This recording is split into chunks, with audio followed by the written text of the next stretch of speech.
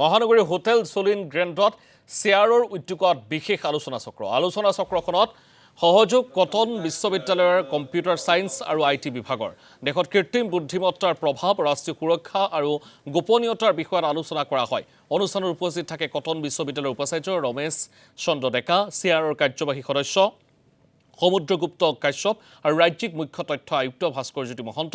আলোচনা চক্ৰত মুখ্য বক্তা হিচাপে অংশগ্ৰহণ কৰে বিশিষ্ট লেখক সুবিমল ভট্টাচাৰ্যই। এই অনুষ্ঠানত শ্বেয়াৰৰ এখন কাৰিকৰী কাকত মুকলি কৰা হয়। আমাৰ এই সংগঠনটো আছে society to harmonise aspiration for responsible engagement share. এইটো এটা think tank, north east best think tank এটা।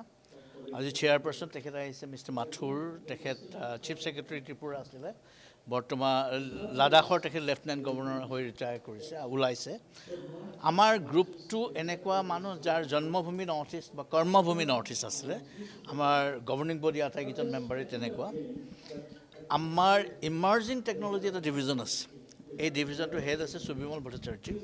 তেওঁ এতিয়া কিনোট এড্ৰেছটো দিলে অন আৰ্টিফিচিয়েল ইণ্টেলিজেঞ্চ। এতিয়া বৰ্তমান ডিপছিক নামৰ যিটো কম্পিউটেশ্যনেল ৱাণ্ডাৰ, এটা চাইনাৰ এটা সৰু ল'ৰাই 2 বছৰৰ ৰিচাৰ্চ কৰি $5 মিলিয়ন এইটো এৰি দিলে। গোটেই পৃথিৱীতে হুলস্থুল লাগি গ'ল। অ'পেন AI হওক বা এনভিডিয়াৰ যিখিনি আছে $600 বিলিয়ন এটা ৰাতিৰ ভিতৰতে তেওঁ ষ্টক ক্ৰেছ কৰিছে। যাৰ অৰ্থাৎ এইটোকে যে আমাৰ ফালৰ এটা ল'ৰা, চাইনা মানে কি আৰু চাউথ ইষ্ট এছিয়া আমাৰ ফালৰ বুলিয়ে কৈছোঁ, আমাৰ ল'ৰাবোৰ তেনেকুৱা চোকা তাৰমানে।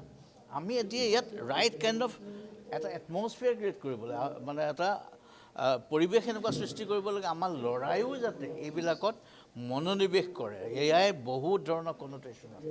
এতিয়া আমাৰ এই সংগঠনটো আছে সোসাইটি